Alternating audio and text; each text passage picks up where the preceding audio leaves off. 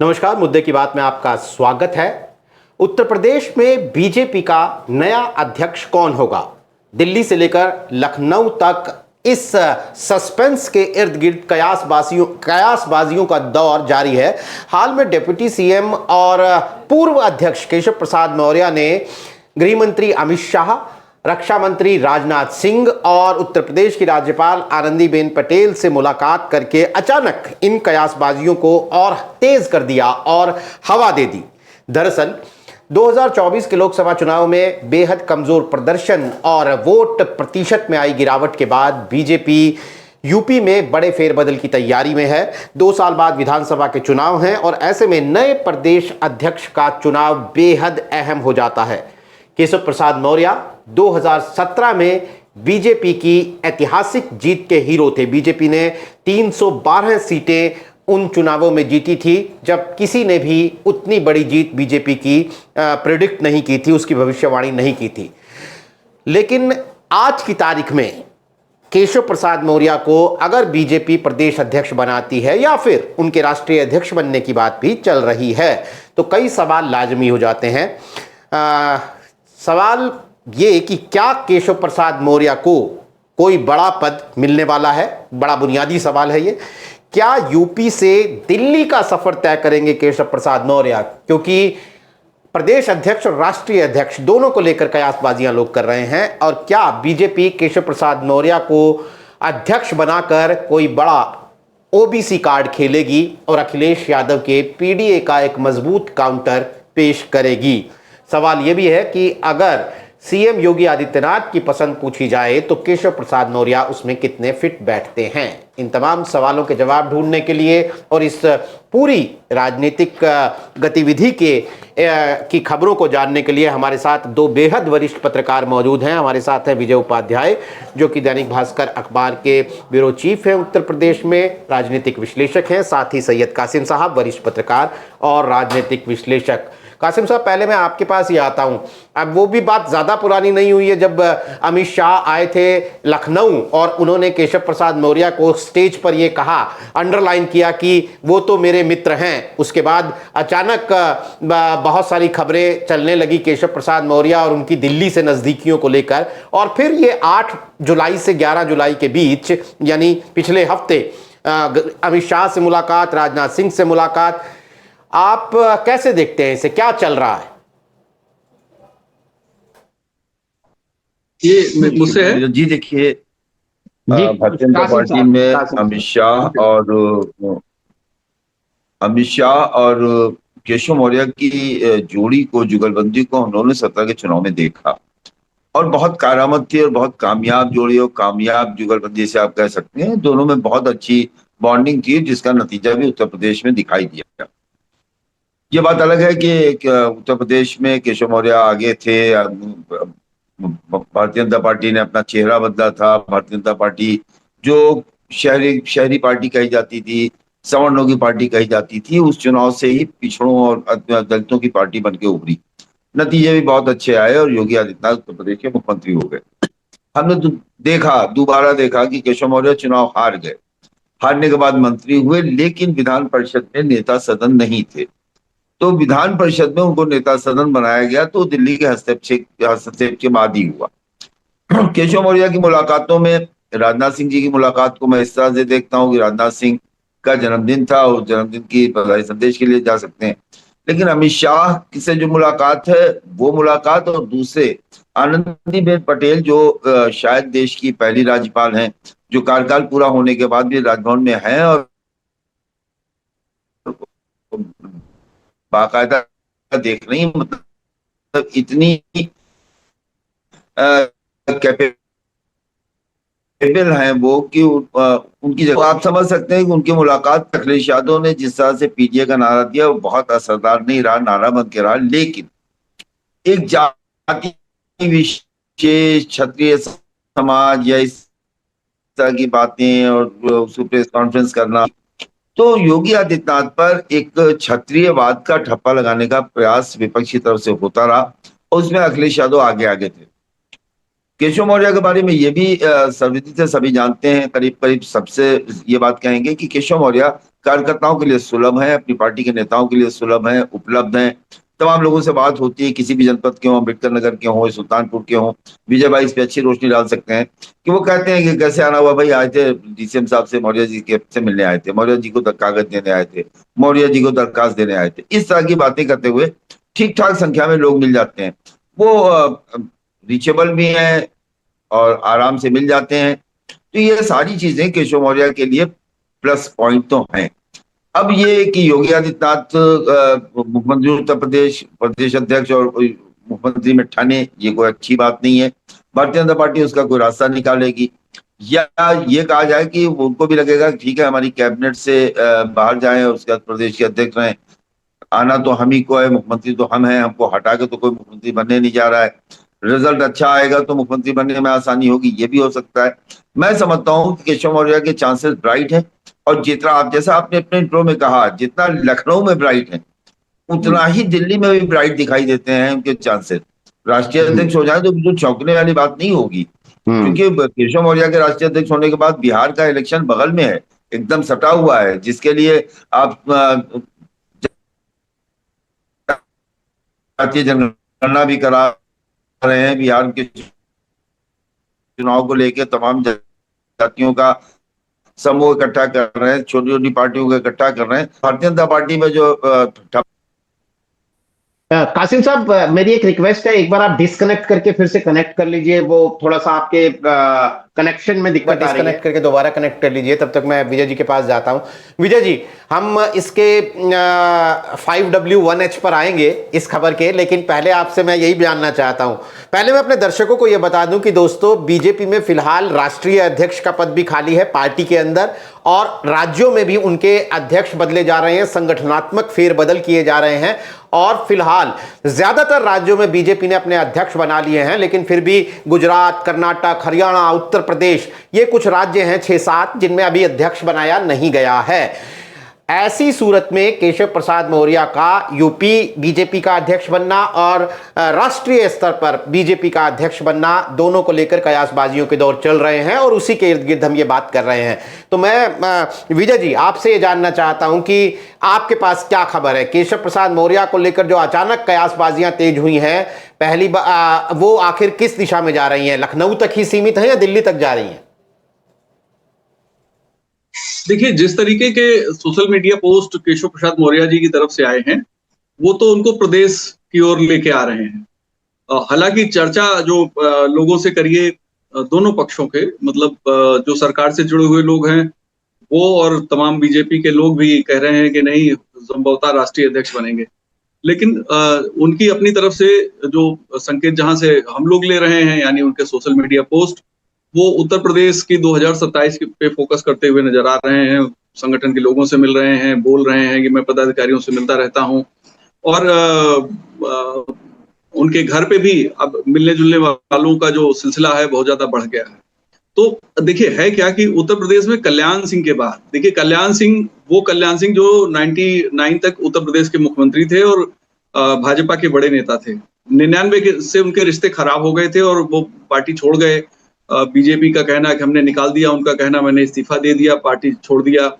और काफी हमले उन्होंने उस समय अटल बिहारी वाजपेयी पे किए थे। जाहिर है कल्याण सिंह का कद उस समय अटल बिहारी वाजपेयी से बिल्कुल कम नहीं था, काफी करीब करीब उनके बराबर ही था, बहुत उनसे नीचे नहीं था। क्योंकि कल्याण सिंह वो व्यक्ति थे जिनके चलने पे लोग कदमों से धूल उठा के माथे पे लगाते थे। क्यों? उनको लगता था कि ये असली राम भक्त कोई है तो कल्याण सिंह है। और कल्याण सिंह ओबीसी बिरादरी के हैं। ये लोगों को 98-99 की उस जद्दोजहद में पता लगा कि भाई ये तो ओबीसी से हैं। लेकिन अब उसका इम्पैक्ट क्या था कल्याण सिंह का? जब तक कल्याण सिंह मजबूत थे, कभी भी समाजवादी पार्टी को सीटें ज्यादा नहीं मिली। लेकिन जब 2002 में उन्होंने बिना कल्याण सिंह के भाजपा ने चुनाव लड़ा तो बीजेपी को 88 सीटें और समाजवादी पार्टी को 144 सीटें मिली। ये सबसे बड़ा नंबर था विधानसभा में समाजवादी पार्टी का, जो 2002 में उन्हें मिला। हालांकि कल्याण सिंह अपनी पार्टी बना के चुनाव लड़े थे। और इसके बाद आप देखिए कि कल्याण सिंह बीजेपी में 4 में वापस आते हैं, लेकिन फिर वो कल्याण सिंह नहीं होते हैं जो कल्याण सिंह होना चाहिए, क्योंकि पार्टी में दबदबा तो दूसरे लोगों का था। फिर 2007 में कल्याण सिंह की बिल्कुल टिकट बंटवारे में नहीं चली, 52 सीटें विधानसभा में पार्टी जीतती है, लोकसभा में 2004 में सिर्फ 10 सीटें जीतती है, और 2009 में फिर कल्याण सिंह बीजेपी छोड़ देते हैं क्योंकि वो नाराज हो जाते हैं और वो समाजवादी पार्टी को मदद करते हैं। बीजेपी को सिर्फ 9 सीटें मिलती हैं, समाजवादी पार्टी को 22 सीटें, कांग्रेस को भी 22 सीटें मिल जाती हैं, बीएसपी को 19 सीटें मिलती हैं। 2012 में हालांकि कल्याण सिंह बीजेपी में थे, लेकिन फिर भी उनकी चूंकि चलती नहीं थी, बीजेपी को सिर्फ 47 सीटें मिली। तो ये पूरा कालखंड ओबीसी चेहरे से विहीन भारतीय जनता पार्टी थी। और ये जब से ओबीसी चेहरा उनके पास नहीं था, ओबीसी चेहरा का मतलब एक मजबूत, क्रेडिबल, ब्रांडेड ओबीसी लीडर होना चाहिए, जिसमें थोड़ी ताकत भी हो। तो बीजेपी को उत्तर प्रदेश में तभी कामयाबी मिली जब केंद्र में ओबीसी नरेंद्र मोदी आए और उत्तर प्रदेश में गैर जाटो दलित, गैर यादव पिछड़ा, गैर जाटो दलित एकदम से एकमुश्त बीजेपी के साथ खड़ा हो गया। 73 सीटें लोकसभा में मिल गई। अब ये देखिए, ये एक्चुअली ओबीसी की ताकत है। और भारतीय जनता पार्टी में चूंकि कांग्रेस बहुत ही कमजोर है उत्तर प्रदेश में और लगातार कमजोर है पिछले 40 सालों से, तो जो पूरी ताकत है वो 2 ही हिस्से में बटी हुई है, एक समाजवादी पार्टी में और दूसरी भारतीय जनता पार्टी में। बीजेपी की मजबूरी है कि उनको एक क्रेडिबल, ब्रांडेड ओबीसी चेहरा चाहिए उत्तर प्रदेश में अगर पार्टी को मजबूत रखना है, क्योंकि लोकसभा चुनाव में जो हश्र हुआ है वो पार्टी जानती है कि उसका इम्पैक्ट बहुत ज्यादा था। हालांकि नुकसान उनका 33 सीटों पे बीजेपी आ गई, 36 सीटों पे अपने अलायंस के साथ आई और समाजवादी पार्टी अकेले 37 सीटें लोकसभा में जीत गई। और जो स्ट्राइक रेट था समाजवादी पार्टी का वो बहुत जबरदस्त था। 62 सीटें समाजवादी पार्टी लड़के 37 ले आती है, जबकि भारतीय जनता पार्टी 75 सीटें लड़के 33 सीट ले आती है। तो आप समझ सकते हैं कि ओबीसी लीडरशिप बीजेपी के लिए क्यों जरूरी है। अब मौजूदा जो माहौल है उत्तर प्रदेश में, अभी जो कुछ भी 4 जून 2024 के बाद की जो परिस्थितियां हैं, जो चीजें दिखाई दे रही हैं, वो बिल्कुल साफ साफ लोगों को नजर आ रहा है कि एक अच्छा क्रेडिबल ओबीसी लीडरशिप चाहिए। अब केशव मौर्य जी की जो इमेज है वो उनकी जो ताकत है, ताकतवर नेता की जो इमेज थी उनकी 2017 की सरकार में, 17 से 22 की सरकार में, वो 22 से 24 की सरकार में उनकी ताकतवर नेता की इमेज नहीं है। उनके पास एक विभाग है, वो ग्राम विकास है, और उसमें ज्यादा इम्पैक्ट नहीं डाल सकते। वो बीच में एक कार्यक्रम में स्टूल में बैठ गए थे, ये उनकी सदासहता थी, उनकी सादगी थी, लेकिन उसको समाजवादी पार्टी मुद्दा बना के उन्होंने कहा था कि भाई हमारा जो ओबीसी लीडर हैं वो तो स्टूल वाले मंत्री हो गए, और खुद केशव मौर्य चुनाव भी हार गए 2022 में। तो ये सारी चीजें, यानी जो क्रेडिबल और ब्रांडेड फेस था वो धीरे धीरे उसका नुकसान हो रहा था, उसकी इमेज डेंट कर रही थी। तो सारा कुछ फोकस अकेले एक पार्टी की तरफ जा रहा था ओबीसी का। तो बीजेपी की एक सामाजिक समीकरण की मजबूरी है कि वो अपने उस नेता में ताकत डाले। इसीलिए अमित शाह जी ने मन से, ये पहली बार नहीं कहा था, पिछले दिनों जो उन्होंने कहा था कि भाई मेरे मित्र केशव मौर्य, पहले भी वो कह चुके हैं, लेकिन इस बार वाला टाइमिंग ऐसी थी और नोटिस लोगों ने ज्यादा किया। तो मित्र कहने के पीछे यही है कि ये मजबूत नेता हैं, ये बताना वो चाहते थे ओबीसी समाज को। अब मौर्य होने का बहुत से फायदे हैं। फायदे क्या हैं? कुर्मी नाराज नहीं होगा, यादव नाराज नहीं होगा, कुशवाहा, सैनी, साके सब ये मौर्य के इक्वली ही हैं। और जो 30% अति पिछड़ा जिनको कहा जाता है, उनका वोट मौर्य के साथ खड़ा होने में उन्हें कोई दिक्कत नहीं होती है, क्योंकि ये तो कुर्मी और यादव तो ये तो छत्री हैं, ये ओबीसी की लिस्ट में भले हैं लेकिन हैं ये छत्री है। क्यों? अभी भी कुर्मी क्षत्रिय सभा आपको मिल जाएगा, सभागार मिल जाएगा, यदुवंशी क्षत्रिय होर्डिंग मिल जाती है, और यदुवंशी क्षत्रिय है, बहुत बड़े इलाके में भारत के इनका शासन रहा है। ऐसे ही कुर्मी समुदाय का बहुत बड़े इलाके में शासन रहा है, और गुजरात में तो आप जानते हैं वहां ये सामान्य जाति में आते हैं, ओबीसी में नहीं आते हैं। तो उत्तर प्रदेश में भले ही ओबीसी में है, लेकिन कुर्मी और यादव का जो काम करने का तरीका वो थोड़ा भिन्न है। लेकिन बाकी जो जातियां हैं ओबीसी में, 79 जातियों में से उत्तर प्रदेश में जो ओबीसी की 79 जातियां हैं, तो उनका एक अलग तरीके का उनके आपसी रिश्ते हैं। पार्टी इस बात को अच्छे से जानती है, और इसीलिए मुझे ऐसा लगता है कि हो सकता है कि उनको केंद्र में राष्ट्रीय अध्यक्ष या फिर कोई और महत्वपूर्ण पद दिया जा सकता है, लेकिन उत्तर प्रदेश उनके हाथ में रहेगा ही रहेगा। हो सकता है जनरल सेक्रेटरी बना के यूपी का प्रभारी बना दिया जाए। एक मुझे इस तरह की संभावना दिखती है कि भाई जनरल सेक्रेटरी होंगे और उनको उत्तर प्रदेश का प्रभारी बना दिया गया, तो वो इक्वली इंपॉर्टेंट हो जाएंगे, प्रदेश अध्यक्ष के से ज्यादा ताकतवर हो जाएंगे, और प्रदेश अध्यक्ष भी किसी एक ओबीसी को बना दिया जाए। इस तरह की का फार्मूला बीजेपी निकाल सकती है, लेकिन हो सकता है कि उनको अध्यक्ष ही बना दिया जाए प्रदेश का।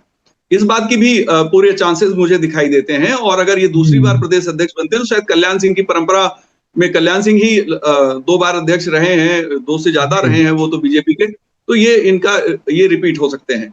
तो मुझे लगता है कि बीजेपी अपने समीकरण को मजबूत करने में पूरी ताकत से लगी हुई है, और समीकरण उन्होंने समझ लिया है कि हमें किस तरीके से क्या काम करना है, व्यूह रचना उनकी तैयार है।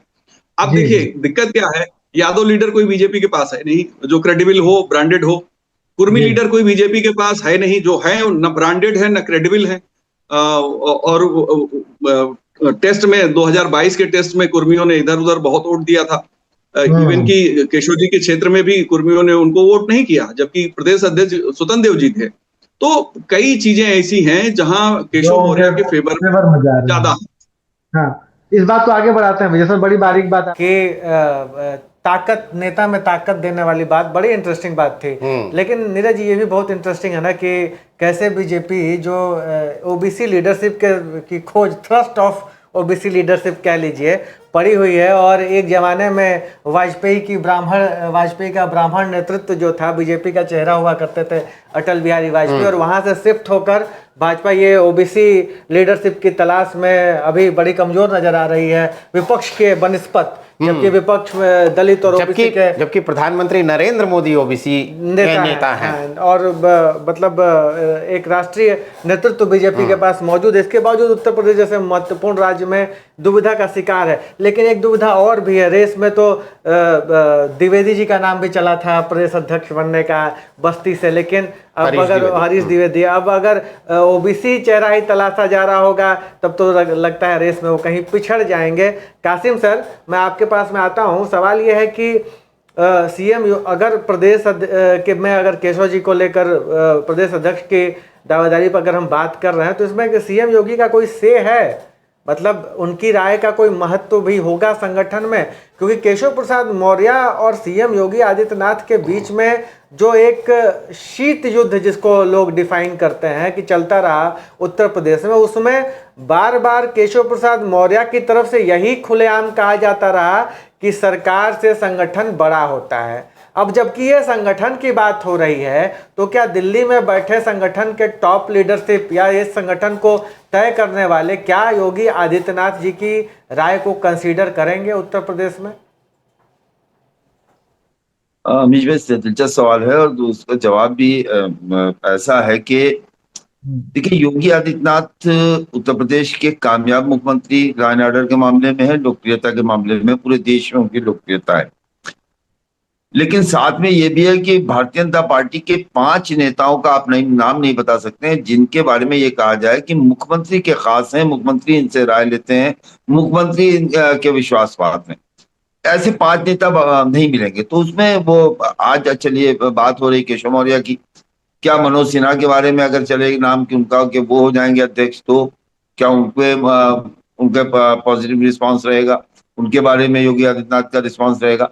मुझे लगता है कि दिल्ली को इससे कोई ज्यादा फर्क नहीं पड़ता। और भारतीय जनता पार्टी जो है कम से कम अभी भी संगठन के मामले में मुझे नहीं लगता कि भारतीय जनता पार्टी किसी मुख्यमंत्री का हस्तक्षेप बर्दाश्त करती हो। वो अलग बात है कि किसी मकसद की वजह से, किसी रणनीति की वजह से, किसी राजनीति की वजह से ऐसा लगे कि मुख्यमंत्री का खास जो है प्रदेश का अध्यक्ष बन गया, लेकिन भारतीय जनता पार्टी में ऐसा है नहीं। और ये भी सच है कि केशव मौर्य मतलब प्रदेश अध्यक्ष अगर होंगे तो प्रदेश अध्यक्ष होंगे, और उस चुनावी वर्ष में प्रदेश अध्यक्ष अपनी पूरी दमखम के साथ कार्यकर्ताओं को उत्साह बढ़ाने के लिए उनके लिए चिट्ठियां लिखे, उनके लिए अधिकारियों को हड़काए, उनके लिए मंत्रियों को दिशा निर्देश दे। ये चीज जो है ये भी मुख्यमंत्री के लिए बहुत अच्छी नहीं होगी, बहुत उनके लिए कंफर्ट जोन नहीं रहेगा। तो ये एक वजह है जिसको लेके इसी में तो देर लग रही है। जो आप देखिए भारतीय जनता पार्टी के संगठनात्मक चुनाव में इतनी देर नहीं लगती थी, लेकिन लग रही है। प्रदेश अध्यक्ष नहीं हो पा रहा है कि राष्ट्रीय अध्यक्ष के नाम पे अभी संशय बने हुए हैं, किसी का नाम ही नहीं आ रहा है। ये उसकी वजह यही है कि उत्तर प्रदेश जैसे बड़े राज्य में चुनाव है, बिहार में चुनाव है, पंजाब में चुनाव है, उत्तराखंड में चुनाव है, ये सब चुनावी राज्य है। और ऐसे में केंद्र का अध्यक्ष भी बहुत सोच समझ के तोल के लाया जाएगा, और प्रदेश का अध्यक्ष तो उत्तर प्रदेश में चाहिए ही चाहिए। लेकिन ये भी सच है कि योगी आदित्यनाथ के पास ऑप्शन क्या, नाम क्या दे सकते हैं। अगर भाई केशव मौर्य से बड़ा कोई पिछड़ा नाम हो तो उसको अगर प्रपोज करें तब समझ में आ जाएगा दिल्ली के कोई ठीक नाम दे रहे हैं। लेकिन केशव मौर्य एक बड़ा नाम तो है। और उत्तर प्रदेश में जैसा कि विजय भाई कह रहे थे कि लोकसभा के चुनाव में पिछड़ों में जिस तरह की समाजवादी पार्टी और कांग्रेस ने सेंधमारी की है, सेंधमारी नहीं की है, उन वोटों को पूरी तरह से लूट लिया भारतीय जनता पार्टी से। मेनका गांधी की हार, अयोध्या की हार, अंबेडकर नगर में चलिए लालजी वर्मा जीते, लेकिन बाराबंकी में आइए तनुज पुनिया जो 5-5 इलेक्शन हार चुके थे, पुनिया की जीत, और सब लीड है, सब में मतलब आप समझिए लीड है सब में। पल्लवी पटेल की जीत। अब एक चीज पल्लवी पटेल का नाम आया, एक चीज और दिलचस्प ये है कि भारतीय जनता पार्टी के साथ जो ओबीसी का मामला है वो पार्टनर्स के जिम्मे है। अनुप्रिया पटेल उसकी के जिम्मे है, संजय निषाद के जिम्मे है, ओम प्रकाश राजभर के जिम्मे है। तो ये पार्टनर जो है वो अपनी अपनी जगहों पर खाली जो है, जहां पे उनका एक खास एरिया है, जैसे अनुप्रिया पटेल है तो मिर्जापुर बनास मंडल में उनकी मामलेदारी है। इसी तरह से आप आइए आजमगढ़ बलिया में ओम प्रकाश राजभर को मान लीजिए, संजय निषाद को गोरखपुर ले से बस्ती तक के लिए, हालांकि उनका बेटा भी चुनाव हार गया। तो ये तरीका जो है वो ओबीसी वोटों को भारतीय जनता पार्टी से नहीं जोड़ रहा है। अगर उनको लगता है, अच्छा अनुप्रिया पटेल बहुत आप ये मानिए कि शालीन है, सब है, 100 में है, लेकिन ये दोनों लोग तो ब्लैकमेल करने में आ जाते हैं, हड़काने भी लगते हैं। और हमने आपने देखा है उनकी भाषा, शैली, अंदाज। मुझे लगता है कि एक पिछड़े नेता की भारतीय जनता पार्टी को जरूरत अपनी पार्टी में जरूर है, और उसका केशव मौर्य इसीलिए नाम आगे रहा जा रहा है। अमित शाह को ऐसे ही राजनीति का चाणक्य और कैलकुलेटर नहीं कहा जाता है। अमित शाह की कैलकुलेशन जो होता है, अमित शाह का जो तरीका है, वो अभी तक तो कामयाब ही रहा है। वो उत्तर प्रदेश में कुछ मजबूरियां ऐसी रही हैं जो उन लोगों की जो रणनीति है वो सफल ना हो पाई, उसकी वजह कोई भी हो। लेकिन फिर भी बगैर पिछड़े वर्ग के, और विजय भाई ने बहुत अच्छी बात कही है कि मौर्य के साथ आज पिछड़ा बहुत अपने आप को कंफर्टेबल महसूस करता है। स्वयं प्रसाद मौर्य इसकी मिसाल है। जब स्वयं प्रसाद मौर्य बसपा में थे तो पूरे प्रदेश में कश्यप, निषाद, इस तरह के तमाम विधायक और नेता उनके साथ छोड़ के पार्टी चले आए थे समाजवादी पार्टी में। तो ये एक मिसाल है, क्योंकि उनके साथ उनके पिछले लोगों को खतरा नहीं है। और मौर्य इतना फैल के है नहीं कि पूरे प्रदेश में सारी भागीदारी वो खुद हड़प कर ले, जो आरोप यादव और कुर्मी पे लगता है। अमीश भाई नहीं, महत्वपूर्ण बात है सर। विजय सर, टिप्पणी लेना चाहूंगा। 7 साल से यूपी की सत्ता के केंद्र में योगी आदित्यनाथ हैं, मुख्यमंत्री हैं। जाहिर तौर पर मुख्यमंत्री सत्ता के केंद्र में होते हैं, लेकिन केशव प्रसाद मौर्य के सरकार में कितने हस्तक्षेप हैं ये जग जाहिर है। तो ये क्या उत्तर प्रदेश की जो पिछड़े जनता जिसकी हम बात कर रहे हैं कि उनको एक संदेश जाएगा केशव प्रसाद मौर्य का होना, 7 साल से ये उत्तर प्रदेश के पिछड़ों को नहीं दिख रहा है? नहीं दिख रहा है, देखिए, लेकिन उम्मीदें बहुत ज्यादा हैं। दरअसल बीजेपी का जो समीकरण है वो केंद्र में प्रधानमंत्री ओबीसी है, उत्तर प्रदेश में सामान्य जाति से मुख्यमंत्री हैं, और योगी जी तो संत हैं, और संत की कोई जाति नहीं होती। हालांकि समाजवादी पार्टी उन पे बहुत आरोप लगाती है और लगातार आरोप लगाती है, और उत्तर प्रदेश में अगर किसी मुख्यमंत्री को निपटाना हो तो बहुत आसान है अपोजिशन के लिए, जो भी अपोजिशन में दल हो, मुख्यमंत्री को उसकी जात के साथ जोड़ दीजिए, उसके अपने सारा ऑरा जो है वो बिखर जाता है। बहुत मुश्किल है। हालांकि फिर भी योगी जी का ऑरा बहुत मेंटेन है, बावजूद इसके कि समाजवादी पार्टी और उसके पहले आम आदमी पार्टी के संजय सिंह ने बहुत ज्यादा आरोप लगाए थे 2022 के पहले। लोग बड़ी बारीकी से चीजों को देखते हैं, ये डेमोक्रेसी है, और जो लोग पैसा लेके भी वोट देते हैं वो लोग भी चीजों को ऑब्जर्व वैसे ही करते हैं जैसे एक जागरूक मतदाता। तो वो ऑब्जर्वेशन तो पूरा कर लेते हैं। पार्टी इस बात को समझ रही है कि मतदाता ऑब्जर्वेशन बहुत कर रहा है, और इस ऑब्जर्वेशन का जो आप अगर डिकोड करें लोकसभा चुनाव को, तो आप पाएंगे कि वोटर्स ने बहुत अच्छे ढंग से ऑब्जर्व किया था। और अपनी ताकत का एहसास कराया। और इसमें मैं कहूंगा कि दोनों पक्ष के वोटर ने, एक पक्ष वो था जो रूपाला के बयान को लेके बड़ा तिलस्मी तांडव कर रहा था, 24 की मीटिंगें करा रहा था और मान नहीं रहा था, लगातार बयान दे रहा था कि हम तो हराएंगे। फिर राजा भैया भी उसमें शामिल हो गए, 2 सीटों पे बीजेपी से बात हुई और लोकसभा में उन्होंने सपा को मदद करने का ऐलान कर दिया। तो कई चीजें ऐसी हैं जो वोटर देख रहा है और जो कुछ लोकसभा में हुआ उसका असर विधानसभा में होना तय है। कहीं अगर कोई ये सोचे कि लोग भूल गए हैं, बिल्कुल नहीं भूलते हैं। और जब राजनाथ जी उत्तर प्रदेश के मुख्यमंत्री थे तो सिर्फ 88 सीट जीती थी बीजेपी 2002 में, जबकि 96 में उसके पहले विधानसभा चुनाव हुआ था।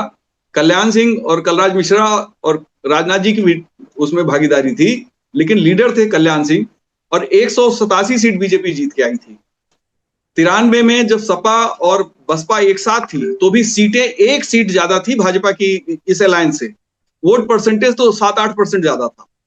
तो ऐसा नहीं है कि अब अगर बीजेपी ओबीसी को आगे करेगी तो उसका जो माफ करिएगा, उसका जो हिंदुत्व वाला जो फेस है वो बहुत स्ट्रांग हो जाता है और उसका असर जो है वोटिंग पे आ जाता है। इसीलिए 93 में कल्याण सिंह की लीडरशिप के रहते हुए बीजेपी को 171-72 सीटें कुछ ऐसी मिली थी, 1-2 का अंतर था दोनों में, 1 ही सीट का शायद अंतर था, लेकिन वोट परसेंटेज बीजेपी के ज्यादा थे। तो आप मुकाबला करना बड़ा मुश्किल हो जाता है। अच्छा, दूसरी बात, समाजवादी पार्टी की जो लीडरशिप है वो ओबीसी है। अब ओबीसी लीडरशिप के मुकाबले आप सामान्य को खड़ा करेंगे तो ओबीसी का अपने आप ध्रुवीकरण हो जाता है। इसीलिए मायावती बहुत मजबूत रही, लगातार ग्रेजुअली मजबूत हो रही है। हालांकि 2012 से वो लगातार कमजोर हो रही हैं, उसके बहुत से कारण हैं, लेकिन जो वोटर है, जो कौन सा वोटर है जो एक और बात है, मैं उसको कहना चाहता हूं कि जैसे जैसे लोगों का आर्थिक स्तर ऊंचा हो रहा है, आर्थिक विकास की गतिविधियों से वो जुड़ रहे हैं, पैसे के लेन देन में जब उनकी स्थिति बेहतर हो रही है, चाहे सरकार की योजनाओं से चाहे उनकी अपनी मेहनत से। और उत्तर प्रदेश में भी आप देखिए, अगर उत्तर प्रदेश की जीडीपी योगी जी कह रहे हैं कि 29 लाख करोड़ रुपए होने वाली है और जो 10 लाख करोड़ थी 2017 में और अब अगर 25-26 लाख करोड़ है तो उसका असर तो समाज पे भी पड़ेगा। जब समृद्धि आती है तो सोच बदल जाती है, ताकत की भूख बढ़ जाती है, सत्ता की भूख बढ़ जाती है और जब भूख ज्यादा होती है तो वहां पे समीकरण नए तरीके से फॉर्म होते हैं, पूरा सॉफ्टवेयर चेंज हो जाता है।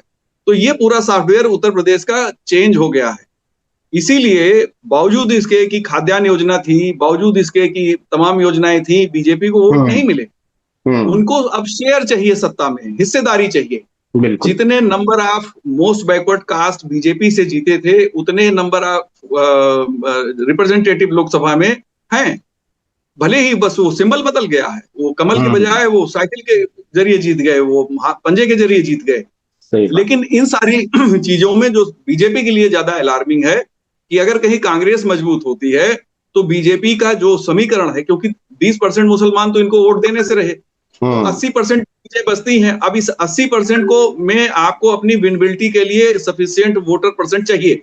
अब ये अच्छा सिर्फ 20% ही नहीं बल्कि यादव समाज, क्योंकि बीजेपी के पास कोई स्ट्रेटजी नहीं है। मोहन यादव को उन्होंने लॉन्च किया, उत्तर प्रदेश में थोड़ी सिंपैथी लोगों को दिखाई दी। 2019 के लोकसभा में जहां जहां बसपा लड़ रही थी वहां यादव समाज ने बीजेपी को भी वोट दिया था, लेकिन बीजेपी के पास कोई क्रेडिबल लीडर नहीं है। एक दौर था जब शिवपाल जी बीजेपी में आना चाहते थे, बीजेपी ने नहीं लिया। अगर बीजेपी ने शायद लिया होता तो परिस्थितियां भिन्न होती। लेकिन अब बीजेपी अगर अपनी स्थिति को फिर से मजबूत करना चाहती है तो उसे उभरते हुए आर्थिक सशक्तिकरण में उभरते हुए समाज को, सामाजिक समुदायों को जोड़ना पड़ेगा, क्योंकि कास्ट आइडेंटिटी उनके लिए बहुत इंपॉर्टेंट है और उसके साथ उनके सत्ता में उनकी हिस्सेदारी और उनकी जो ताकत की जो चाह है वो पूरी होनी चाहिए। और केशव मौर्य उसके एक एग्जाम्पल बन सकते हैं, क्योंकि देखिए और जितने नेता हैं ओबीसी बीजेपी के, इनका जुड़ाव उस मनोवैज्ञानिक स्तर पे उन लोगों से नहीं। ये बीजेपी के कार्यकर्ताओं में तो अच्छे माने जा सकते हैं, लेकिन वोटर में उनकी पैठ नहीं है। और वोटर में अगर किसी की पहचान है तो वो केशव मौर्य की है। ये बात बिल्कुल सही है। बीजेपी की चुनौतियों की विजय उपाध्याय जी ने, तो मैं अपने दर्शकों को बता दूं, एक बार फिर से बता दूं कि अगर 2024 का चुनाव दोस्तों आप देखते हैं ना, एक बड़ी पिक्चर तो सामने आती है कि बीजेपी लगातार जीत रही है 2014 के बाद से, लेकिन 2024 के चुनाव के जो सबसे आखिरी चुनाव हुआ है, बड़ा चुनाव उत्तर प्रदेश में, उसमें अगर आप उसके नतीजों पर नजर डालते हैं तो अमीश बड़ा इंटरेस्टिंग है कि अगर मैं राउंड फिगर में बात करूं तो 100 में से 44 लोगों ने एनडीए को वोट दिया है और 100 में से 44 लोगों ने ही इंडिया गठबंधन को वोट दिया है। यानी अखिलेश यादव और कांग्रेस को भी उतने ही लोगों का वोट मिला है जितना बीजेपी, अनुप्रिया पटेल और उनके बाकी साथियों को मिला है। तो वोट परसेंटेज के मामले में लोकसभा चुनाव में दोनों गठबंधन जो है वो बराबरी पर आकर खड़े हो जाते हैं और यही बीजेपी की बहुत बड़ी चुनौती बन गई है। और जब चुनौतियां बड़ी होती हैं तो फैसलों में हिचकिचाहट नजर आती है। और शायद ये इशारा भी करने के 27 तक जा सकता है। बिल्कुल, और साफ तौर पर विजय जी ने ये इशारा भी किया। तो साफ तौर पर अध्यक्ष का चुनाव जो है बीजेपी के लिए बहुत महत्वपूर्ण है, इसीलिए शायद ये खिंच भी रहा है लगातार। लेकिन केशव प्रसाद मौर्य इस रेस में आज की तारीख में हमें सबसे आगे नजर आ रहे हैं, भले ही वो प्रदेश अध्यक्ष की बात हो या राष्ट्रीय अध्यक्ष की। आने वाले दिनों में इस पर क्या होता है, हमारी नजर इस पर बनी रहेगी। आज हमारे साथ कार्यक्रम में शिरकत करने के लिए विजय उपाध्याय जी, सैयद कासिम जी, आपका बहुत बहुत शुक्रिया। तमाम दर्शकों का आभार, नमस्कार।